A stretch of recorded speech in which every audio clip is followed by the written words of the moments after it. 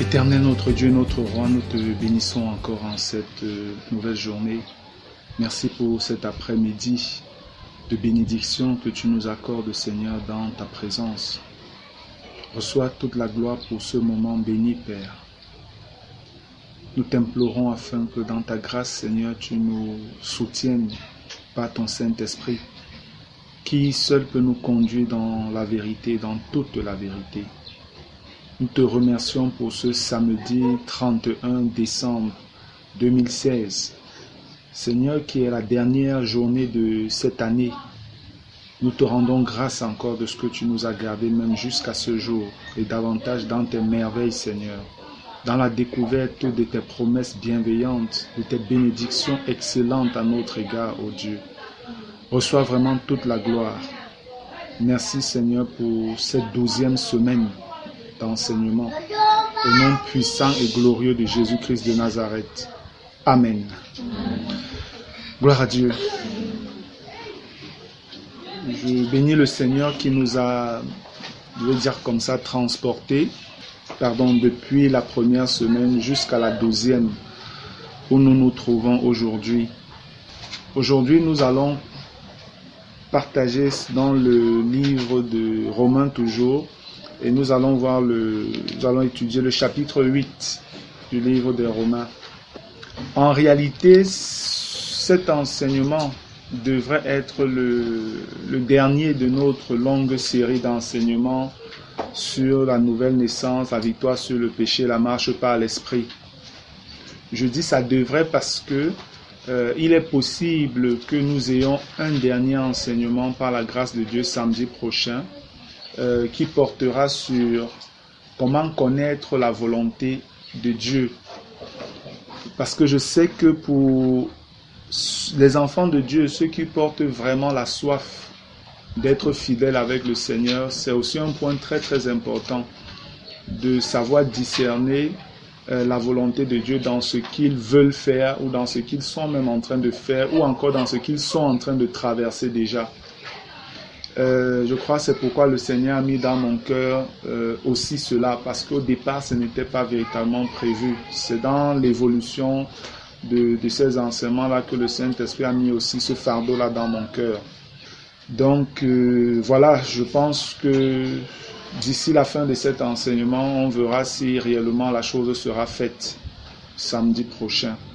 Ou alors, peut-être éventuellement dans une autre séance de partage, autre que cette série-ci. Mais le désir de mon cœur aussi, c'est que ce se fasse même dans cette série, parce que c'est important pour ceux qui sont en train de commencer avec le Seigneur, qui débutent avec le Seigneur, de connaître déjà ça dès leur premier pas dans la foi. Comme je l'ai dit, cette série d'enseignements, c'est pas simplement pour nous. Il y en a qui ont déjà quand même un peu de temps dans la foi, mais c'est davantage et surtout même pour ceux qui commencent. Et nous savons, vous et moi, que il y en a qui sont dans la foi aussi même depuis un certain nombre d'années déjà, mais qui ne connaissent pas ces éléments élémentaires de la foi chrétienne. Tout ceci est important. Amen. Bien, donc samedi dernier, nous avons examiné le chapitre 7 de Romains en mettant un accent un peu plus poussé sur la loi et aussi l'esprit, comment mettre la parole de Dieu en pratique selon l'esprit, ou même encore comment obéir à la loi de Dieu selon l'esprit. Parce que nous avons vu qu'il y a, c'est vrai, la loi de Moïse, mais il y a également la loi de Christ selon les Écritures. Amen. Nous allons commencer donc dans Romains avec le verset 1. C'est vrai, c'est un long texte. Ok, de manière un peu, sur cette étude aussi, on va devoir consulter un tant soit peu la version parole vivante, qui pour moi est une version assez dynamique et simple dans la compréhension. Je veux déjà aussi dire que concernant les versions bibliques, c'est bon et j'encourage que les bien-aimés aient plusieurs versions bibliques à leur portée pour souvent faire des comparaisons pendant qu'ils sont en train de faire des études. Mais je veux aussi vous dire déjà qu'il n'y a aucune version biblique qui soit parfaite. Il n'y a aucune version biblique, aucune version de Bible qui soit parfaite. C'est justement pourquoi il faut avoir plusieurs, pour toujours essayer de faire des comparaisons, pour mieux saisir la pensée de Dieu en évaluant tout cela. Il y a des passages qui sont très bien traduits dans la version Scofield, qui ne sont pas bien traduits dans la version Martin ou même Osterwald. Et pour plusieurs, la version Martin et Osterwald sont les versions un peu plus fidèles parce que davantage anciennes. Et c'est vrai, parce qu'il y a très peu de textes qui sont enlevés ou même pas du tout. Alors que dans les versions récentes, là, il y a beaucoup de textes qu'on a souvent hachés, enlevés de la parole. On ne sait pas trop pourquoi. C'est pourquoi un certain nombre de personnes aiment bien s'accrocher à la Martin ou à l'Osterwald. Mais de manière générale, pour ma part, je dis que toutes ces versions-là se valent et se complètent les unes les autres. Amen. Et dans le cadre de mon étude, de mes recherches aussi, je me suis rendu compte que la version parole vivante, différente de parole de vie, il y a parole de vie et il y a parole vivante. La version parole vivante est une version assez dynamique, assez détaillée, assez simple à comprendre. Moi, j'aime aussi la consulter dans mes recherches. Mais malheureusement, je crois qu'elle n'existe que selon le Nouveau Testament. Je ne pense pas que la version parole vivante existe en Ancien Testament. Je n'ai pas encore vu, j'ai déjà essayé de chercher et tout. C'est toujours seulement le Nouveau Testament, donc de Matthieu à Apocalypse.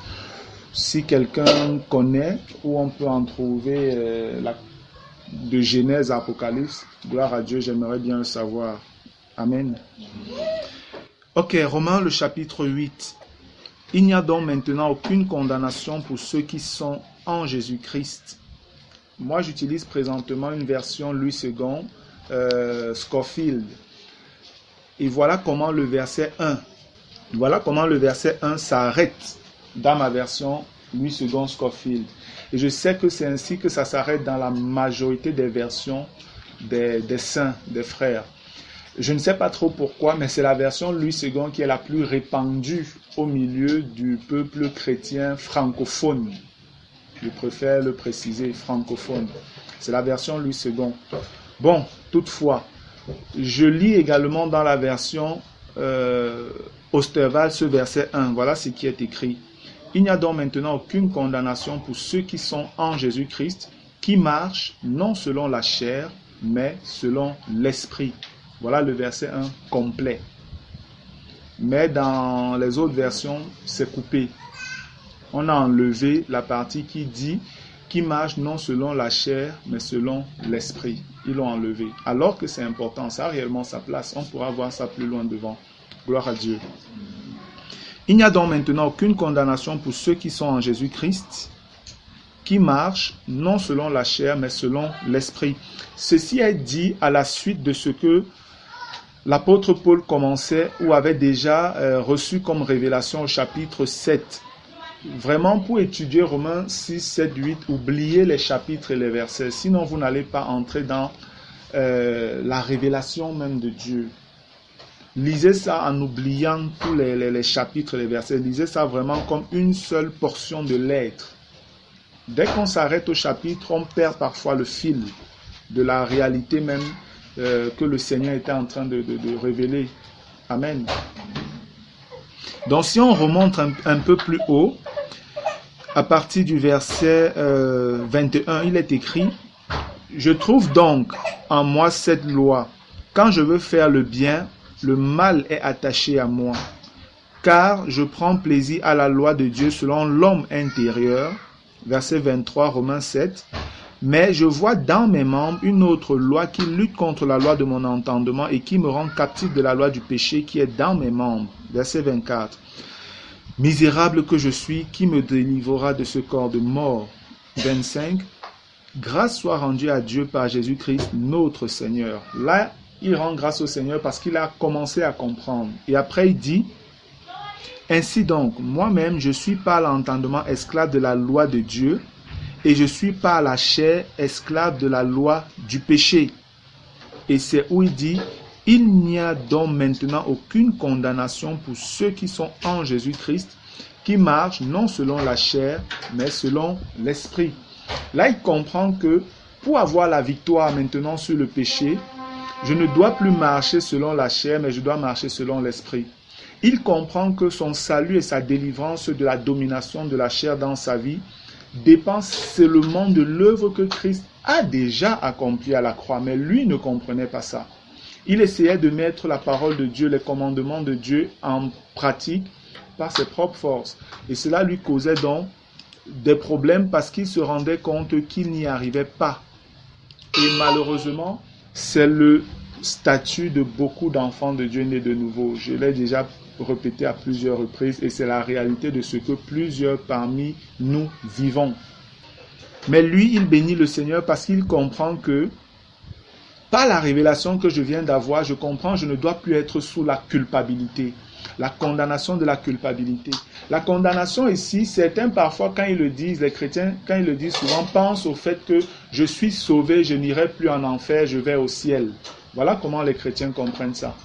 Mais ce n'est pas juste. Selon le contexte ici, étant donné que la Bible s'étudie selon le contexte, cette compréhension n'est pas juste.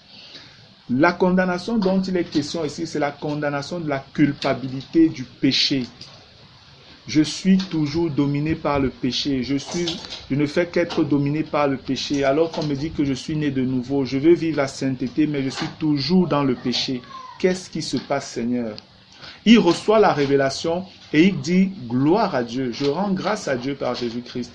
Parce que je comprends maintenant que je n'ai plus à être sous la condamnation du péché, à condition que je marche par l'esprit et plus par la chair. Amen. Et au verset 2, donc, il dit, ce qu'il a davantage compris, voilà comment il exprime. Il dit, en effet, la loi de l'esprit de vie en Jésus-Christ m'a affranchi de la loi du péché et de la mort. Il comprend qu'il est affranchi. Il était quand pas d'affranchissement, ça nous fait penser à l'esclavage. Un esclave, tant que il n'est pas affranchi, il est sous la domination, sous l'autorité de son maître. Mais dès qu'il est affranchi, alors il est un homme libre, capable de faire ce qu'il veut, de s'épanouir comme il veut, d'aller où il veut, d'agir comme il veut. Amen. Donc, quand il dit, en effet, la loi de l'esprit de vie en Jésus-Christ m'a affranchi de la loi du péché et de la mort. Cela nous donne davantage de comprendre la force de la marche par l'esprit. Amen. Il n'est pas possible, frère, de pouvoir vivre la loi de Dieu, mettre la loi de Dieu en pratique par nos propres moyens, encore moins par la chair. Ce n'est pas possible. C'est qu'on va toujours demeurer sous la condamnation, sous la culpabilité en fait. Maintenant, je vais lire le verset 2 dans la version Parole vivante. Il est écrit, « Car nous vivons à présent sous un nouveau régime, celui du Saint-Esprit. Cet esprit nous donne la vie qui était dans le Christ Jésus et nous introduit dans la communion avec lui. Cette puissante vivifiante de l'esprit me soulève hors du cercle vicieux du péché et de la mort. Cet ordre nouveau me permet d'échapper au régime du mal qui me menait à la ruine. » Amen. Lorsque vous lisez le verset 2, bien-aimé, on dit la loi de l'esprit de vie en Jésus-Christ m'a affranchi de la loi du péché et de la mort. En réalité, c'est en train de dire que ce verset veut dire, par mon union avec Christ, par ma nouvelle naissance avec Christ, je suis libéré de la vie du péché pour pouvoir maintenant vivre par le Saint-Esprit. Amen. Je suis sous un nouveau régime, je suis sous une nouvelle dispensation qui est la dispensation de l'Esprit de Dieu. Parce que je suis désormais en Jésus-Christ par ma nouvelle naissance. C'est le sens en fait du verset 2. Et c'est pourquoi quand on lit dans la version Parole vivante, on nous dit clairement il y a une partie là intéressante qui dit, voilà, il dit, car nous vivons à présent sous un nouveau régime.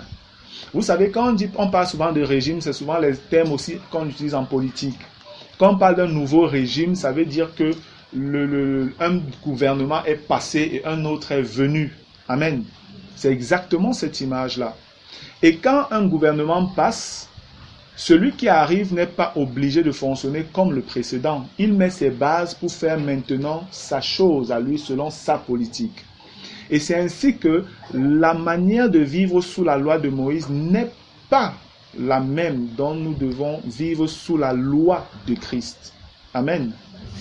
Et cette portion des Écritures est davantage bien éclairée dans 2 Corinthiens, les chapitres 3 et les chapitres 4. C'est de ça en fait que les chapitres 3 et les chapitres 4 de 2 Corinthiens parlent. Je vous exhorte, frères, à noter ces passages, parce qu'on ne va pas rentrer dans la lecture là-bas, ça serait très long encore. Déjà que Romains 8 est très long. Mais vous pouvez examiner 2 Corinthiens 3 et 2 Corinthiens 4 chez vous. À la suite de ce partage de Romains 8, vous aurez davantage de lumière des bases pour vous-même aller méditer à la maison dessus. Amen. 2 Corinthiens 3 et 4 vous parle du ministère du Saint-Esprit.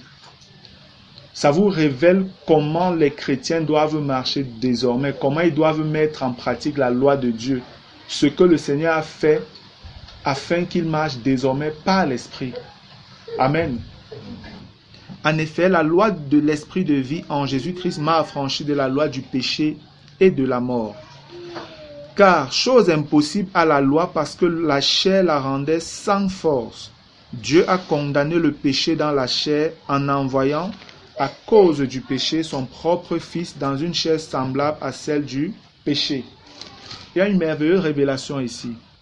La Bible nous fait comprendre au verset 3 que la chair ne pouvait pas nous amener à mettre en pratique la loi. Au contraire, elle nous amenait plutôt à la violer à tous les coups. Parce que la chair ne peut pas faire la volonté de Dieu. Ce n'est pas possible. Et avant notre nouvelle naissance, nous étions totalement dominés par la chair. Et lorsqu'on est de nouveau, si on n'est pas enseigné de la bonne manière, qu'on ne reçoit pas la révélation du Seigneur, c'est encore la chair qui va nous dominer. Donc on serait né de nouveau, mais on serait comme vivant toujours selon la chair ou sous la chair, comme si on n'était pas né de nouveau. Et c'est ce qu'on voit parfois dans l'église, malheureusement. Les gens qui sont réellement nés de nouveau, mais qui sont toujours en train d'agir comme s'ils n'étaient pas nés de nouveau. Il n'y a pas de changement. Parce qu'ils ne connaissent pas ces choses-là aussi en réalité. Mais on nous révèle pourquoi c'est possible de pouvoir maintenant marcher par l'Esprit, selon ce qui est dit au verset 1 de Romains 8. Car chose impossible à la loi parce que la chair la rendait sans force. Dieu a condamné le péché dans la chair. Ici, la chair, c'est le corps. Par la suite, on dit, en envoyant à cause du péché son propre Fils dans une chair semblable à celle du péché. Donc, on nous révèle ici que la chair, le péché ici, fait référence à la chair puissance de péché et de mort. Amen. Au verset 3. Et on nous dit que Dieu a condamné le péché dans la chair, dans le corps de son Fils. On nous dit d'abord Dieu a condamné le péché dans la chair. Après, il nous fait comprendre que c'est dans le corps, la chair de Jésus-Christ, que le péché a été condamné. Comment? Simplement par la mort de Jésus. Amen. Simplement par la mort de Jésus. Et lorsque vous regardez dans 1 Pierre, le chapitre 2, le verset 24, c'est exactement ce qui est révélé là-bas. Dans 1 Pierre, le chapitre 2, le verset 24, on nous fait comprendre que Christ a porté nos péchés dans son corps sur le bois. Amen. C'est lorsque le Seigneur Jésus était à la croix qu'il a porté nos péchés. Et c'était pour lui une manière de condamner le péché. Et c'est pourquoi vous allez vous rendre compte que peut-être on parle du péché, mais dans Galates 5, 24, la chose devient un peu plus claire.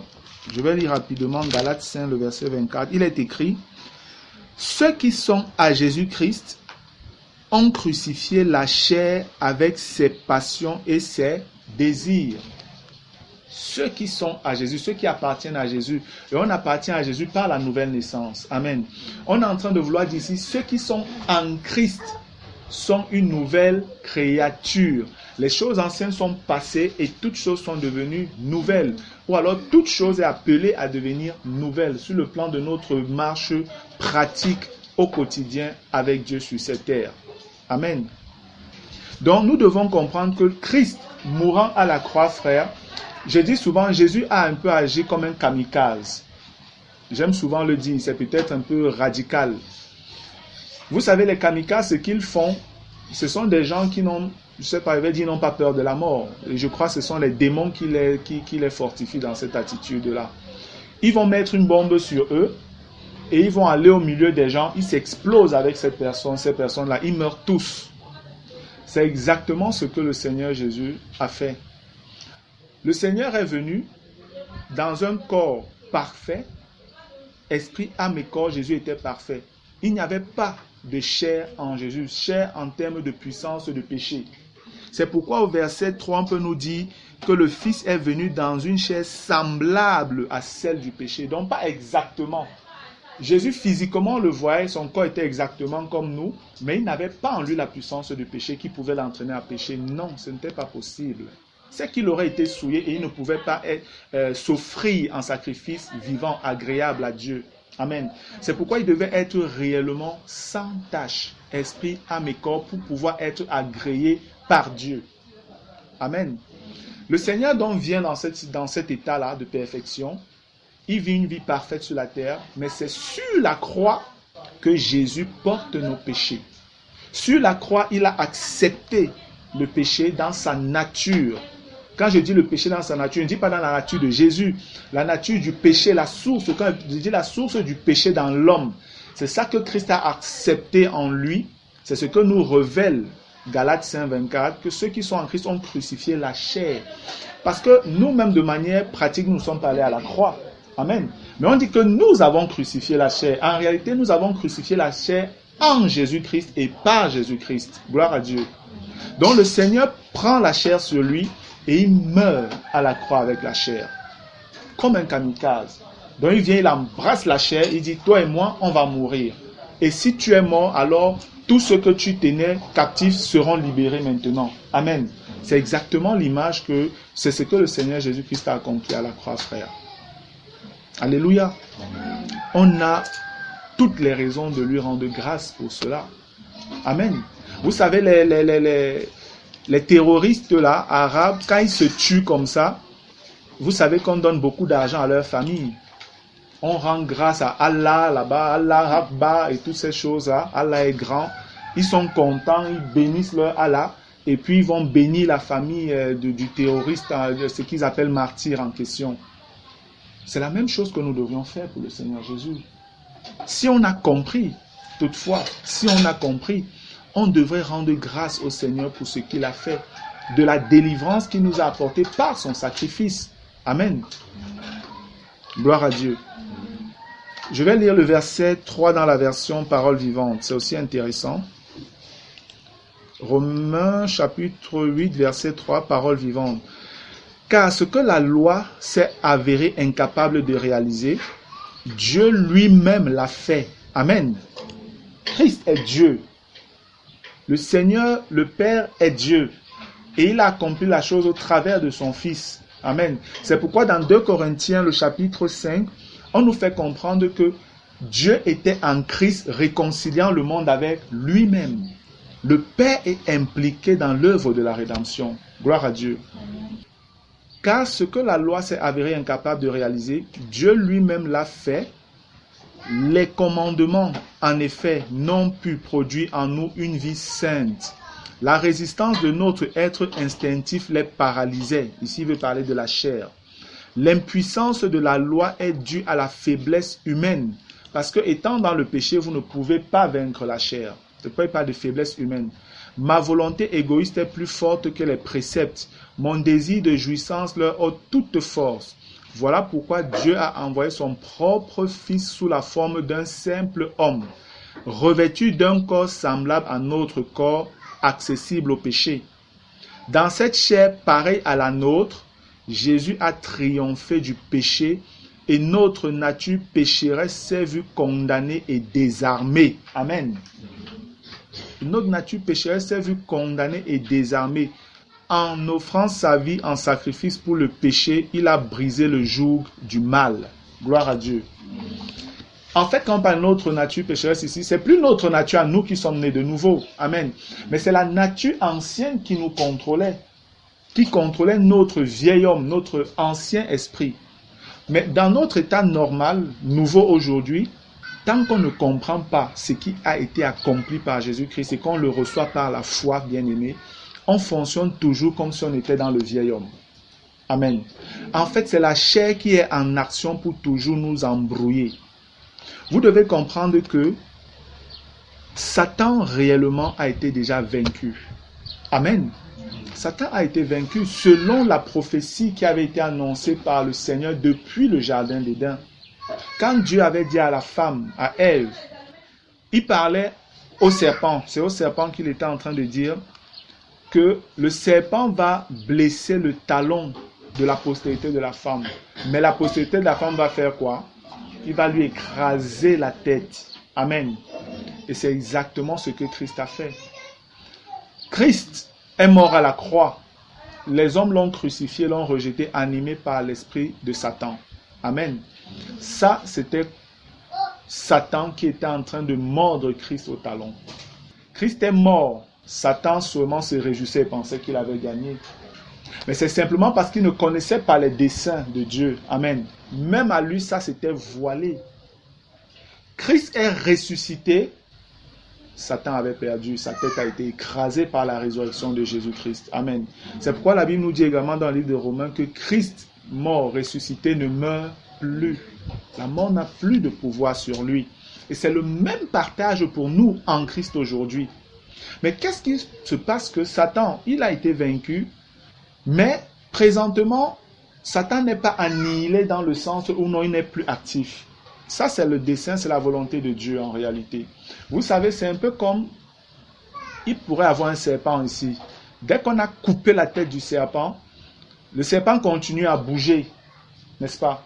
Mais le danger du serpent, le danger chez le serpent vient de sa tête parce que c'est d'où peut sortir son venin.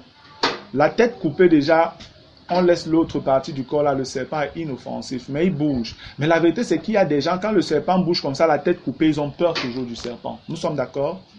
Nous sommes d'accord? Et ça fait donc que c'est un élément que Satan utilise, la peur. Satan utilise la peur pour tromper les hommes. Et à côté de la peur, il y a l'ignorance. Les hommes sont ignorants de ce que Dieu a accompli pour leur salut, pour les délivrer de la domination de Satan. Les hommes sont ignorants. Et devant donc l'ignorance et la peur, les hommes finissent par tomber. C'est comme ça en fait, c'est pourquoi nous tombons dans le péché.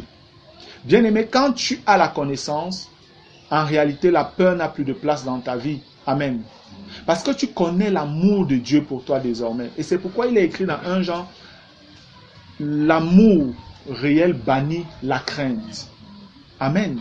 Il n'y a pas de peur dans l'amour quand tu connais la vérité. Ça n'a pas sa place. Mais quand on est ignorant, Satan continue à avoir le dessus sur nous à cause de notre ignorance et par la crainte qui peut nous insuffler encore. Mais lorsqu'on comprend ce que le Seigneur nous révèle là, que nous sommes en train de voir, bien-aimé, nous sommes libérés totalement de ces choses-là. Et c'est ainsi qu'on peut désormais marcher dans la victoire sur le péché. Amen. Gloire à Dieu. Je reprends dans le verset 3, il est écrit « Car, chose impossible à la loi, parce que la chair la rendait sans force, Dieu a condamné le péché dans la chair, en envoyant à cause du péché son propre Fils dans une chair semblable à celle du péché. Et cela afin que la justice de la loi soit accomplie en nous, qui marchons non selon la chair, mais selon l'esprit. » Amen. Le verset 4 nous révèle que Jésus est venu mourir afin que désormais, par l'esprit, nous puissions accomplir la loi. Gloire à Dieu. Toute la loi de Moïse, la loi même de Christ, tous ceux qui sont nés de nouveau et qui marchent par l'esprit, accomplissent cela dans la foi. Tout simplement. Gloire à Dieu. Ça devient beaucoup plus facile quand on comprend ça. La justice de la loi est accomplie par nous ou par l'Esprit de Dieu en nous, simplement parce que Jésus-Christ a donné sa vie à la croix. Alléluia. Verset 5. Ceux en effet qui vivent selon la chair s'affectionnent aux choses de la chair, tandis que ceux qui vivent selon l'esprit s'affectionnent aux choses de l'esprit. Je voudrais déjà attirer notre attention ici. Vous savez, depuis le départ, Romains 6, on nous montre ce que Dieu a accompli dans notre vie, que nous sommes morts avec Christ, et puis voilà, on n'a plus à vivre dans le péché, nous sommes libérés de la puissance du péché, nous ne sommes plus esclaves de la chair, du péché et tout. Dans Romains 7, on montre cette partie où les chrétiens sont encore ballottés, parce qu'ils essayent d'obéir à Dieu par la loi, par leurs propres œuvres. Ce n'est pas possible. La Bible dans Romains 7 nous fait comprendre que c'est par l'esprit que vous devez commencer à marcher, à obéir à Dieu, à mettre sa loi en pratique. C'est par l'esprit. Si vous voulez le faire par vos propres moyens, par vos propres raisonnements, vous allez échouer. Et vous allez demeurer sous la condamnation, la culpabilité du péché. Romains 8 vient nous faire comprendre que voilà la vie, la joie de tous ceux-là qui peuvent désormais marcher par l'esprit. Amen. Romains 8 nous montre toute la grandeur, la beauté qu'il y a à marcher par l'esprit. Mes frères, à partir du verset 5, il y a quelque chose qui se produit. La suite est une forme d'avertissement à tous les chrétiens. C'est vrai, j'ai déjà dit tout ce que je vous ai dit là, c'est bien beau, mais faites attention. Voici comment vous devez persévérer dans votre marche chrétienne. Sinon, vous allez retomber sous le coup de la marche par la chair et vous aurez les conséquences de tout ce qui marche selon la chair. Voilà les avertissements qui sont donnés. C'est pourquoi il commence au verset 5 en disant « Ceux, en effet, qui vivent selon la chair s'affectionnent aux choses de la chair, tandis que ceux qui vivent selon l'esprit s'affectionnent aux choses de l'esprit. » Et ici, il entre dans une pleine responsabilité des chrétiens. Là maintenant, c'est vous qui devez décider par quoi vous voulez marcher. C'est en fait ce qui est révélé dans Romains 8. C'est le chrétien qui accepte, qui décide, Seigneur, je veux marcher comme ça parce que j'ai compris tout ce que tu as fait pour que j'y parvienne. Tu l'as accompli, Seigneur, et moi je veux y entrer. Alors, Seigneur, donne-moi d'entrer dans cette école-là. Je veux apprendre à marcher par l'Esprit tous les jours, Seigneur. Je suis prêt à payer le prix qu'il faut. Voilà en fait ce que Paul est en train de faire dans Romains 8. Amen. Verset 6. Et l'affection de la chair, c'est la mort, tandis que l'affection de l'esprit, c'est la vie et la paix. Alléluia. Je veux que nous comprenions bien, Paul est en train de parler ici à des chrétiens, des gens qui sont nés de nouveau. Mais il leur dit, l'affection de la chair, c'est la mort, tandis que l'affection de l'esprit, c'est la vie et la paix. L'affection, c'est ceux qui prennent plaisir à marcher par la chair. Les chrétiens qui ne se dérangent pas, ils vivent leur vie librement. Comme ils aiment dire, nous sommes libres. Et ils vivent comme ils veulent. Dès qu'on va essayer de leur parler des choses du royaume, on leur parle des principes du message de la croix, ils estiment que nous sommes légalistes, on est bornés, on est rétrograde, on est machin et tout ça. Vraiment, ne vous laissez pas distraire par ces choses-là. On a vu ça la dernière fois. Il y a une loi pour ceux qui sont nés de nouveau en Jésus-Christ. Nous sommes sous une loi, la loi de Christ. Amen. La loi de l'esprit de vie en Jésus-Christ. On n'a pas le droit de vivre n'importe comment. Non. Chaque détail de notre vie doit être maintenant examiné. Encore plus même maintenant que nous sommes nés de nouveau. Avant, on pouvait se permettre de vivre comme on voulait. Mais maintenant, ce n'est plus possible. Parce que le nom de Christ, nous le portons. La gloire de Dieu, nous la portons. À cause de nous, le nom de Dieu peut être blasphémé. C'est pourquoi je dis c'est plus grave encore maintenant que nous sommes nés de nouveau. Nous devons faire attention. Amen. Verset 6. Et l'affection de la chair, c'est la mort, tandis que l'affection de l'esprit, c'est la vie et la paix. Car l'affection de la chair est inimitié contre Dieu, parce qu'elle ne se soumet pas à la loi de Dieu et qu'elle ne le peut même pas. On dit ceux qui aiment marcher selon la chair ou ceux qui marchent selon la chair sont ennemis de Dieu. Et c'est exactement ce qui est dit dans 1 Jean. Quand l'apôtre Jean dit « N'aimez point le monde ni les choses qui sont dans le monde ». Si quelqu'un aime le monde, il n'est pas l'ami de Dieu. Zéro. Tu aimes le monde, tu es ennemi de Dieu. Et on ne peut pas nier qu'il y a des chrétiens qui véritablement vivent avec l'amour du monde dans leur cœur. L'Ancienne Alliance nous présentait déjà des images. Et si l'Ancienne Alliance nous a présenté des images, ça veut dire qu'il y a forcément la réalité aujourd'hui dans la Nouvelle Alliance. Amen. On a quelqu'un comme la femme de Lot. La femme de Lot est l'image de quelqu'un qui est sauvé. Amen. C'est l'image de quelqu'un qui est sauvé. Mais en cours de route, elle retourne les regards vers ce qu'elle avait abandonné. Dans la désobéissance à Dieu. Parce que Dieu avait dit, quand vous vous lancez là, ne regardez pas en arrière. C'est pourquoi Jésus pouvait dire, si quelqu'un met la main à la charrue et regarde en arrière, il n'est pas digne du royaume de Dieu. C'est avec l'épisode de la femme de Lot que le Seigneur le dit. Et c'est pourquoi plus loin dans le livre de Luc, le Seigneur peut parler des choses de la fin. Après, il dit, souvenez-vous de la femme de Lot. Souvenez-vous de la femme de Lot. Donc, ce ne sont pas des choses anodines. Ce n'est pas simplement pour raconter des histoires que ça a été mis dans les Écritures. Ce sont des images pour nous instruire, nous, aujourd'hui, sous la Nouvelle Alliance. Nous devons faire attention, frères. Nous devons faire attention. À côté de la femme de Lot, lorsque vous regardez même le peuple d'Israël, regardons quelqu'un comme Akan. Quelqu'un comme Akan, pendant que Israël était entré même dans la marche par l'Esprit, parce qu'ils avaient traversé le Jourdain, et ils étaient déjà en train d'avancer sur le territoire, de vaincre, de gagner le territoire que le Père, Dieu leur avait promis, Canaan. C'est l'image en fait de la marche par l'Esprit, de la victoire sur le péché. Le livre de Josué, c'est ça l'enseignement du livre de Josué. Mais dans cet état, Akan était là, il participait à cela. Mais à un moment, il a été saisi par les choses du monde encore. Alors que Dieu avait dit non, ne prenez rien parce que tout cela a été dévoué, interdit. Vous n'avez pas le droit de toucher. Il a touché et il a fini par être tué. Là-bas, c'était la mort physique, mais c'est aussi une mort spirituelle pour lui. Parce que même quand on a commencé à faire les démarches, il ne s'est même pas exposé et même demandé pardon. Non. Il a fallu qu'on passe comme le Seigneur, on procède comme le Seigneur avait révélé pour l'attraper finalement. Et c'est souvent comme ça qu'au milieu des chrétiens, il y a des gens qui vivent dans le péché. On parle, Dieu parle, les prophéties sortent eux-mêmes. Les gens restent endurcis. Mais à un moment, Dieu va t'exposer, mon ami, de manière terrible. Et ce ne sera plus pour que tu restes au milieu du peuple de Dieu. Parfois, c'est seulement pour qu'on te chasse. Donc voilà Akan, qui est une image aussi des chrétiens aujourd'hui, qui est dans le camp des vainqueurs, mais est attiré encore par les choses du monde, et c'est la chute pour lui. Et vous voyez, Akan a été le sujet d'un grand trouble dans le peuple d'Israël. C'est pourquoi la Bible dit, un peu de levain fait lever toute la pâte. Je vous dis, frère, les enseignements de Jésus, en réalité, sont écrits dans l'Ancienne Alliance. Amen. Il faut simplement savoir les comprendre, les discerner. Il faut savoir voir les images et revenir dans la réalité avec.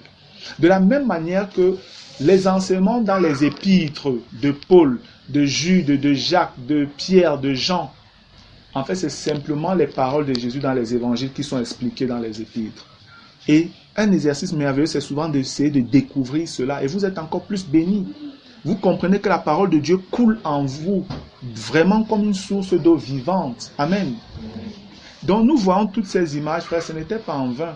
Et dans la Nouvelle Alliance, Paul dit aux Corinthiens que ces choses ont été écrites pour notre instruction, pour que nous n'agissions pas comme ces gens-là. Parce que si on agit comme eux, les mêmes choses vont nous arriver. Les mêmes choses vont nous arriver. Verset 7, car l'affection de la chair est inimitié contre Dieu parce qu'elle ne se soumet pas à la loi de Dieu et qu'elle ne le peut même pas. Or, ceux qui vivent selon la chair ne sauraient plaire à Dieu. On parle ici à des chrétiens, et c'est à des chrétiens que l'apôtre Paul à plusieurs reprises, je veux même dire que le Seigneur, par la bouche de l'apôtre Paul ou par sa plume, dit aux chrétiens, ne marchez pas selon la chair, ne marchez pas selon la chair, ne marchez pas selon la chair. C'est à des chrétiens que le Seigneur le dit, il ne peut pas le dire à des païens. Les païens sont pleinement chers. Amen. Ils n'ont pas le choix. C'est leur mode de vie, c'est leur nature. C'est à ceux qui ont quitté cette nature qu'on peut dire non, faites attention, ne marchez plus comme vous marchiez autrefois. Amen. Donc, quand l'apôtre dit ici, au verset 8, « Or, ceux qui vivent selon la chair ne sauraient plaire à Dieu. » Il parle à des chrétiens. Ceux qui vous disent souvent que non, lorsqu'on est sauvé, sauvé pour toujours, salut éternel là, je vous dis frère, c'est un mensonge, ne l'écoutez pas. Ne l'écoutez pas, les gens vont vous troubler dans les débuts de votre foi avec ce genre d'enseignement là, coupant les versets bout par bout là, petit bout ici, petit bout là-bas, et l'interprétant sans comprendre le contexte. Faites attention frère, la parole de Dieu est la vérité et elle ne se contredit pas. Amen. Verset 9. Pour vous, vous ne vivez pas selon la chair, mais selon l'esprit. Si du moins l'esprit de Dieu habite en vous. Si quelqu'un n'a pas l'esprit de Christ, il ne lui appartient pas. Il s'adresse ici à des chrétiens. Et quand il dit si quelqu'un n'a pas l'esprit de Christ, il ne lui appartient pas, il parle de ceux-là qui sont nés de nouveau ou pas. Si tu es né de nouveau, tu as déjà l'esprit de Christ. Amen. Parce que c'est par le Saint-Esprit qu'on vient à la nouvelle naissance. Amen.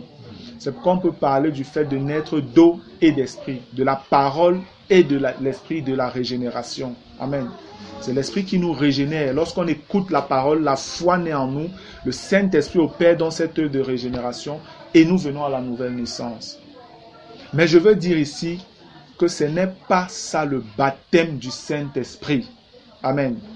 Parce que les gens vont vous dire que non, voilà, on a dit ici là que si quelqu'un n'a pas l'esprit de Christ, il ne lui appartient pas. Donc si tu es né de nouveau, tu as l'esprit de Dieu, tu es baptisé du Saint-Esprit. Ce n'est pas vrai. Ce passage-ci ne parle pas du baptême du Saint-Esprit. Amen. Ce passage ne parle pas du baptême du Saint-Esprit. Ça parle simplement de la nouvelle naissance, de ceux qui sont devenus enfants de Dieu par la nouvelle naissance. Amen. Et on va le voir devant, c'est simplement lié à votre filiation, donc de votre statut d'enfant de Dieu. Si vous êtes enfant de Dieu, vous avez le Saint-Esprit et vous êtes appelé à marcher par l'Esprit désormais. Amen. Et selon les Écritures, si vous êtes né de nouveau, vous devez vous faire baptiser dans l'eau et vous devez être baptisé également du Saint-Esprit afin de marcher de manière équilibrée sur la voie ou alors la vocation que Dieu a faite à votre personne. Alléluia. Il n'y a pas de raison qu'on soit né de nouveau et qu'on ne soit pas baptisé d'eau ou encore baptisé du Saint-Esprit. Il n'y a pas de raison. À moins qu'on soit dans l'ignorance, à moins qu'on nous enseigne des fausses doctrines et tout ça. Oui, d'accord, là je peux comprendre. Mais selon les Écritures, ce sont des choses qui vont de pair. C'est un package qui vont ensemble.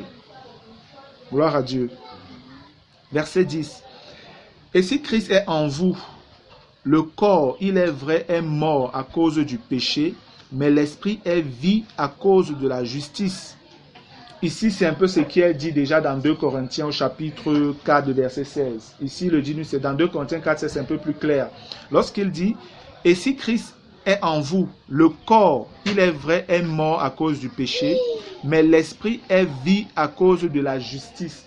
C'est simplement pour vous dire que si vous avez Jésus-Christ, vous devez, c'est vrai, votre corps physique va toujours dépérir.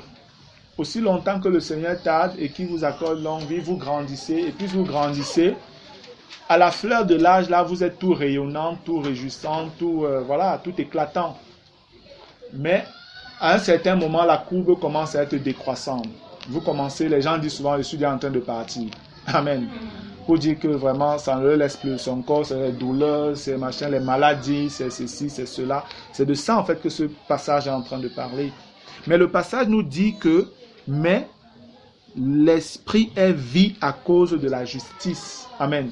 L'esprit dans ma version, c'est avec grand E. C'est pour dire que le Saint-Esprit, qui est l'esprit de vie, vous communique la vie de Christ. Amen.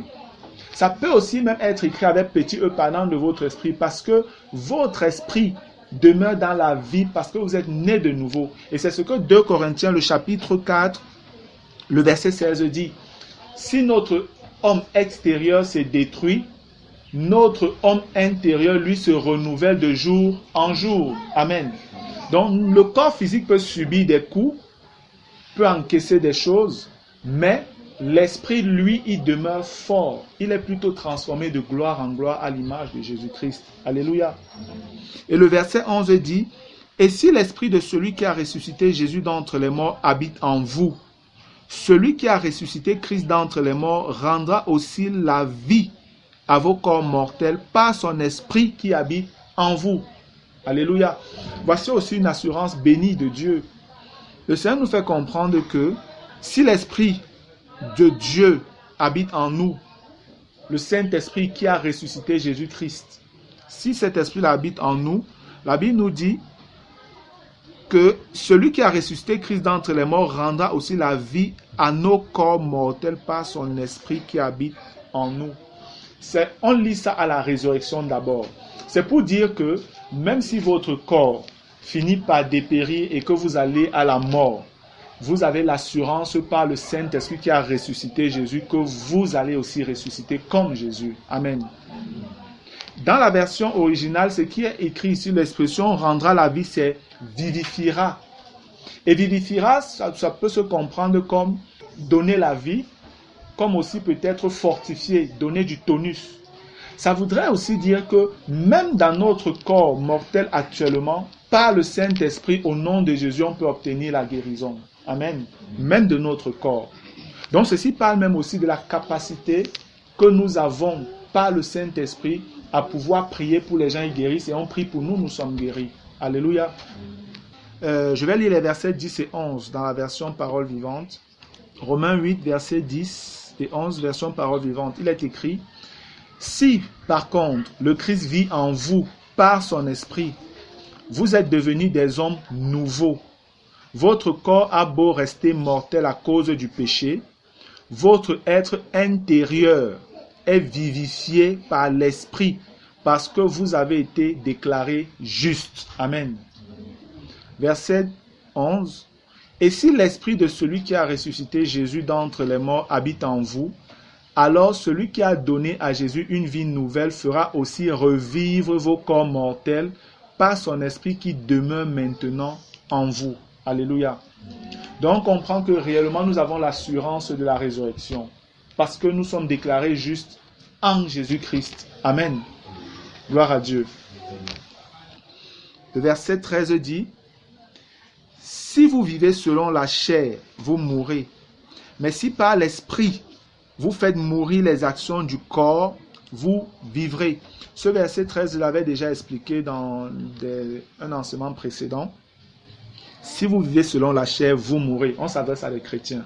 Chrétiens qui demeurent dans la chair, sache que tu es en train d'aller dans la mort parce que tu n'honores pas Christ.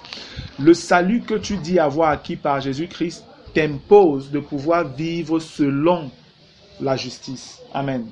Produis des fruits dignes de ta repentance. Gloire à Dieu. Sinon, tu te séduis toi-même, bien-aimé. Sinon, tu te séduis toi-même. Ne te donne aucun repos tant que ta vie est une vie de péché constant. Il y a un problème quelque part. Ne te donne aucun repos. Si vous vivez selon la chair, vous mourrez, c'est clair. Et vous savez que les chrétiens comme les païens meurent, n'est-ce pas? Physiquement. Chrétiens comme païens meurent.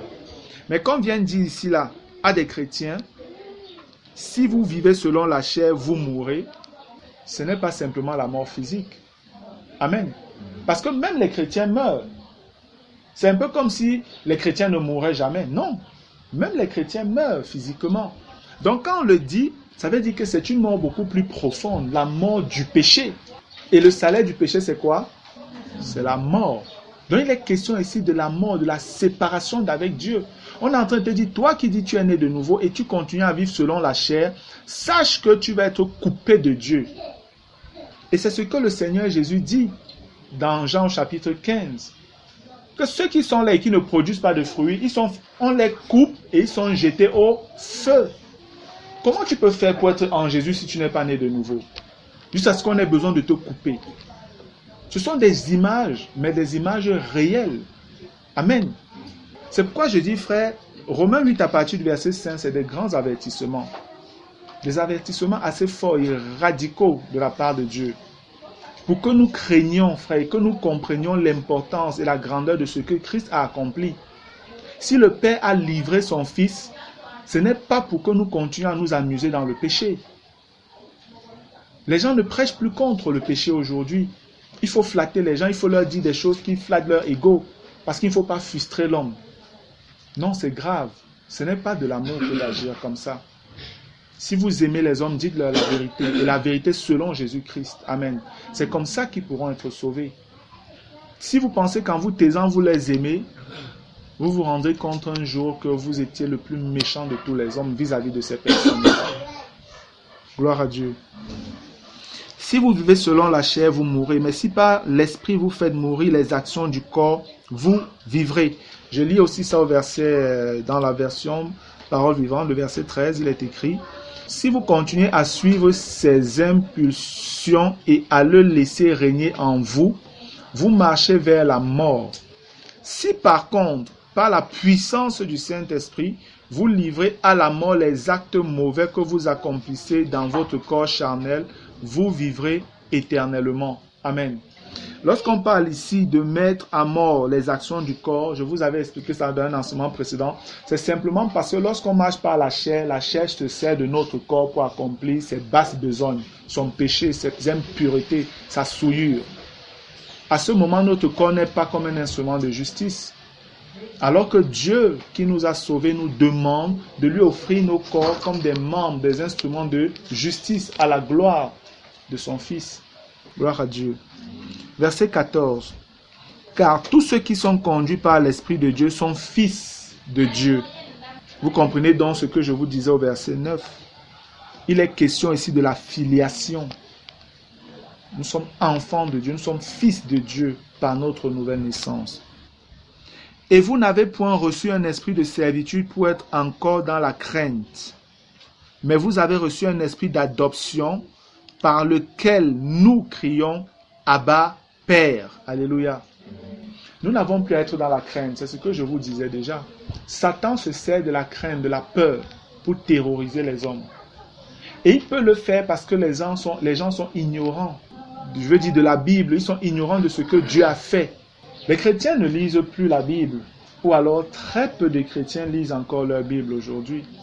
Les assemblées sont là, il y a juste un groupe de personnes restreint qui travaillent. Tout le reste du groupe est dans le sommeil.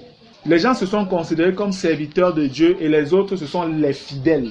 Voilà comment on les appelle, les fidèles. Que eux-mêmes, ils ne sont pas fidèles. Si on veut parler de fidèles en termes de poursuivants, c'est Jésus qui est le maître. Amen. Nous sommes tous les fidèles du Seigneur Jésus-Christ. Tous, nous sommes fidèles du Seigneur. Tous, nous sommes brebis du Seigneur. Mais les choses se sont passées telles qu'aujourd'hui, un petit groupe de personnes sont là et sont dans une forme d'activité qui est même en fait simplement de la religion. Et le gros reste du peuple est totalement dans le sommeil. Totalement. Ceux-là savent que non, on a des gens qui lisent la Bible pour nous. Ce que nous on a à faire, c'est aller travailler et venir leur donner l'argent. Voilà notre part. Là, Dieu est content, on est en train de faire notre part. On vous trompe, bien-aimés. On vous trompe. La Bible dit que vous êtes aussi sacrificateurs comme cela. Amen. Vous êtes appelés à travailler pour Dieu comme cela. Les notions de plein temps qui trompent encore, surtout les fidèles. Parce qu'on ne leur enseigne pas la parole juste de Dieu. Donc dans leur tête, ils ne connaissent pas le message de la croix. Ils ne savent pas que leur vie est une vie à plein temps pour Dieu dans tout ce qu'ils font. C'est pourquoi il est écrit, quel que soit ce que nous faisons en parole comme en acte, que ce soit au nom du Seigneur. Donc si tu travailles, fais-le au nom de Jésus. Si tu es secrétaire, au nom de Jésus. Si tu es balayeur de rue, au nom de Jésus. Si tu es médecin, au nom de Jésus. Si tu es financier, banquier, au nom de Jésus. Tu dois glorifier Jésus dans chaque secteur d'activité où tu te trouves. Amen. Et c'est comme ça que tu travailles pour le Seigneur. Fais bien le travail que tu as appelé, avec lequel Dieu t'a béni pour prendre soin de ta famille. Bénis Dieu, rends grâce à Dieu, honore-le, glorifie-le par ce travail. Ça fait donc que lorsque certaines personnes se disent non, Dieu m'a appelé à plein temps et qu'il n'a jamais cherché ou il a cherché du travail, il n'a pas trouvé, il décide que bon, je suis maintenant serviteur de Dieu à plein temps. Voilà, pour lui, c'est un peu comme si je vais m'asseoir, je lis juste la Bible et je prie. Vous allez aller travailler, vous trouvez l'argent, vous venez me donner. Moi, je pars devant Dieu pour vous. Aidez-moi, sinon comment je vais faire pour Dieu? Comment je vais faire pour vous devant Dieu? On est rentré sous le système de la loi de Moïse. Le sacerdoce lévitique d'Aaron. Donc, il y a les souverains sacrificateurs qui vont devant le trône de Dieu, qui vont là-bas dans la présence de Dieu. Le peuple reste dehors. Ils attendent seulement. Dès qu'on sort, on dit, voilà, Dieu a dit, on dit Amen, on rentre chez nous. Vous n'êtes pas sous le ministère de l'Esprit. Vous êtes encore sous la loi. Vous êtes sous le ministère de la mort qui ne va pas cesser de vous condamner. Sortez de là, lisez vos Bibles. Amen. Lisez vos Bibles, bien-aimés, priez. Oubliez tout le dogmatisme du système catholique romain où on vous a dit non, ce sont les prêtres, vous ne pouvez pas comprendre la Bible, c'est les prêtres qui ont une formation, qui peuvent interpréter, c'est l'interprétation de la mère église ou c'est quoi la sainte mère l'église qui est la bonne. Vous ne pouvez pas avoir une bonne interprétation. C'est un mensonge. Même quand vous êtes né de nouveau, vous devez être débarrassé de ces mensonges-là. Amen. Sinon, ça va toujours avoir un impact dans vos vies. La Bible nous demande de lire la parole nous-mêmes. Que ce livre ne s'éloigne pas de nous. Jour et nuit, nous devons l'étudier, la méditer, la lire. Amen. Continuellement, on doit le faire. Tout le monde, chacun doit pouvoir venir trier son trésor là-dedans. Parce que quand on parle de testament, je dis ça même, c'est en termes d'encouragement. Nous sommes ici, peut-être ici chez nous en Afrique, on ne connaît pas trop les notions de testament. Il y a peut-être les familles des riches là, des nobles qui connaissent ça. Mais chez nous, les pauvres là, on ne connaît pas trop ça. Parfois, le testament, tu as d'abord quelle richesse même pour laisser aux gens. Donc, il n'y a même pas d'héritage que tu vas laisser. Donc, testament, pourquoi? Amen. Dommage. Mais bon, le Seigneur au moins, lui nous a donné un héritage. Gloire à Jésus. Je veux dire que quand on dit testament, pour moi, c'est une forme d'encouragement. Parce que lorsque tu connais ce que c'est qu'un testament, qui peut être bénéficiaire d'un testament et ne veut pas savoir ce que le testament l'a dit selon ce qui va lui revenir? Qui? Si ce n'est pas un fou. Je suis désolé, mais la majorité des chrétiens agissent comme des fous. Mais prenez le testament, lisez-le, examinez et retirez ce qui vous appartient dedans. Pourquoi vous laissez les autres faire ça pour vous? Ils vous cachent des choses. On ne vous dit pas tout ce qui est comme richesse pour vous. Prenez la peine vous-même à lire, à examiner, à étudier votre Bible. Vous êtes né de nouveau, vous avez l'Esprit de Dieu. Dieu est votre Père. Vous pouvez lui dire « Abba, Père ». Amen. Le pasteur, l'ancien ou je ne sais pas trop quoi, n'est pas plus aimé de Dieu que vous. Nous devons le comprendre, frère. Nous devons lire nos Bibles. Lisez vos Bibles, s'il vous plaît. Lis ta Bible, bien-aimé. Toi-même, prends le temps et tu vas découvrir des merveilles. Tu vas te rendre compte qu'on t'a toujours volé tes bénédictions en réalité avec les mensonges. Mais tu ne peux t'en prendre qu'à toi-même. Rien ne t'empêche de lire ta Bible. Gloire à Dieu. Verset 14. Car tous ceux qui sont conduits par l'Esprit de Dieu sont fils de Dieu. Et vous n'avez point reçu un esprit de servitude pour être encore dans la crainte. Mais vous avez reçu un esprit d'adoption par lequel nous crions « Abba, Père ». Alléluia. Amen. Frères, nous crions tous « Abba, Père » par le Saint-Esprit. Le Saint-Esprit rend témoignage à notre esprit que nous sommes réellement enfants de Dieu. Je vais lire un peu ça dans la version Parole vivante pour voir ce que ça nous dit. En effet, vous n'avez pas reçu un esprit servile.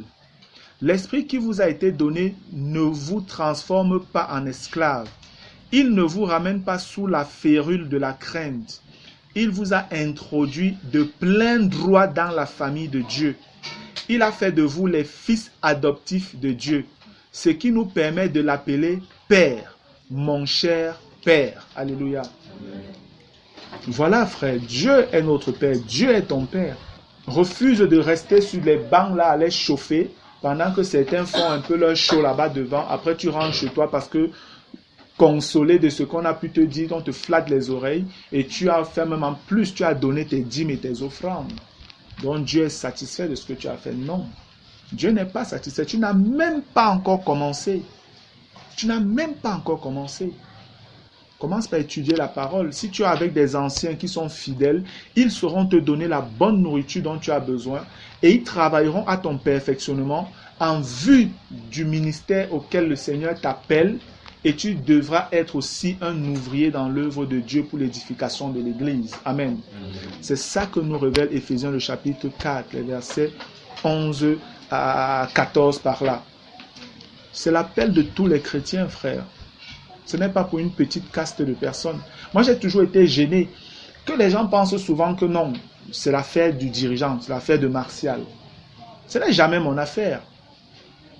Et je vous l'ai dit déjà l'autre jour. Je vous disais, frère, préparez-vous parce que davantage vous allez parler. C'est vrai, vous parlez déjà, mais je ne parle plus de simples petites interventions. Vous allez devoir passer du temps dans la présence de Dieu et recevoir des choses que vous viendrez partager en pleine assemblée. Amen. Pour l'édification de tout le corps. Et je ne vais pas dire que la semaine prochaine, Zacharie, c'est toi, prépare-toi. La semaine prochaine, Marcus, prépare-toi, ou Alexis. Non, je ne le dirai pas. On va arriver comme ça, et puis je dis, bon, Théo, c'est toi qui nous conduis aujourd'hui dans le Seigneur. Frère, exhorte, dirige, fais comme tu veux. Voilà, toute assemblée là t'appartient maintenant. Tous ces gens-là, c'est toi. Où tu vas nous conduire, on te suit. Amen. Oui, oui, frère, vous devez comprendre ça. C'est ça aussi former des disciples. Amen.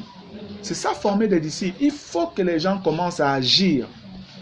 Si les gens viennent simplement s'asseoir là, écouter, à la fin, vous devenez amorphe. Vous avez l'impression que vous connaissez les choses alors que vous ne les connaissez pas. Mais je vous dis, c'est en pratiquant que vous allez davantage apprendre. Même le monde dit, c'est en forgeant qu'on devient forgeron. Amen. C'est en forgeant qu'on devient forgeron. Je me rappelle un frère à qui j'avais enseigné comment on doit prêcher l'évangile parce qu'il ne le savait pas alors qu'il est chrétien depuis des années. Je lui ai expliqué comment on annonce l'évangile pour le salut. Et par la grâce de Dieu, le lendemain, il a mis ça, il a osé mettre ça en pratique. Et il a vu un jeune monsieur qui vendait les fruits. Il est allé vers lui et il a prêché l'évangile. Le monsieur a cru. Amen. Le monsieur a cru. Et le monsieur même a décidé de venir même en assemblée au milieu de nous. Gloire à Dieu. Quand le monsieur est venu, on a encore partagé et il était prêt à se faire baptiser. Alors j'ai dit au frère en question, ok, tu vas donc aller avec lui, les frères vont t'accompagner et tu le baptises. Il me regarde, il ouvre les yeux, il dit, frère. Je dis, oui, tu vas le baptiser. Il me dit, mais frère, je n'ai jamais fait ça, je vais faire comment? Je dis que mais c'est l'occasion pour toi d'apprendre. Amen. C'est l'occasion d'apprendre. Et je l'ai mis avec, je crois, 2 frères qui avaient déjà aussi l'habitude que j'avais davantage formé dans le baptême. Je lui ai dit maintenant, va avec les 2 là, frère, accompagnez-le, mais c'est lui qui entre dans l'eau baptiser cette personne-là. Et ils sont partis. Le frère est entré, il a baptisé celui à qui il avait prêché l'évangile. Amen. Et quand ils sont sortis, il était question qu'il prie aussi pour que ce monsieur-là soit rempli du Saint-Esprit. Le frère a dit, c'est lui qui doit le faire. Il a prié et la personne a été remplie du Saint-Esprit. Gloire à Dieu. Et le frère était tellement en feu. Amen. Il était tellement en feu. C'était un frère qui nous rendait juste visite. Lui, il habite du côté des États-Unis. Mais il était tellement rempli de joie et de vœux, de zèle quand il partait, que j'ai dit, Seigneur, merci pour ce que tu as fait. Parce que pour lui, ça a été pratique. Amen. Ça a été pratique, frère. Si vous venez vous asseoir simplement là, vous allez mourir. Vous allez mourir. Soyez violents. Parfois, venez même, et même si le dirigeant veut prendre la parole, vous levez la main, vous dites, frère, excuse-moi, frère, j'ai reçu quelque chose, je voudrais le partager, s'il te plaît. Frère, j'aimerais tellement ça. Et vous aurez la parole, vous aurez... Frère, déjà, je vous ai dit, vous n'aurez même pas le choix.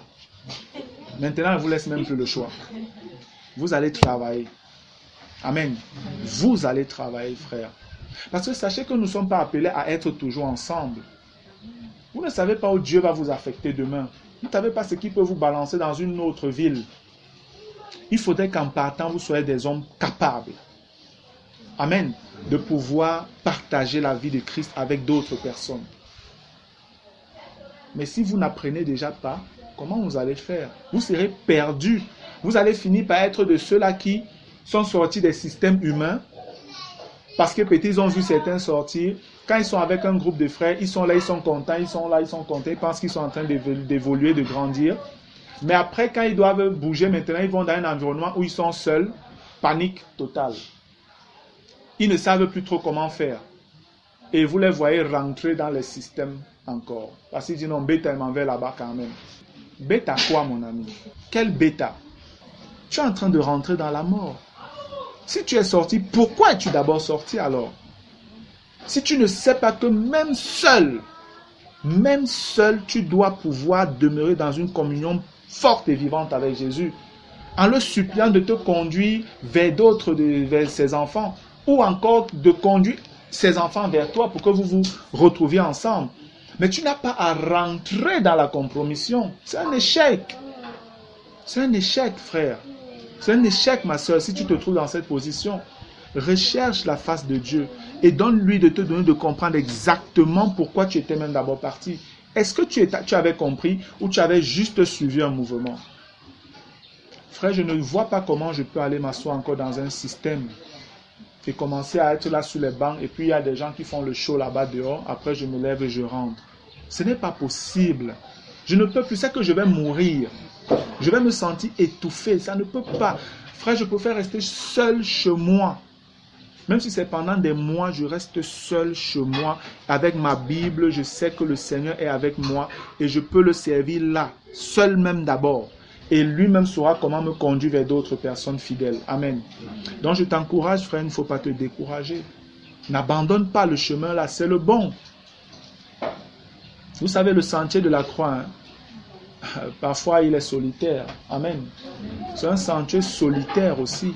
Et vous devez apprendre à vivre dans la solitude.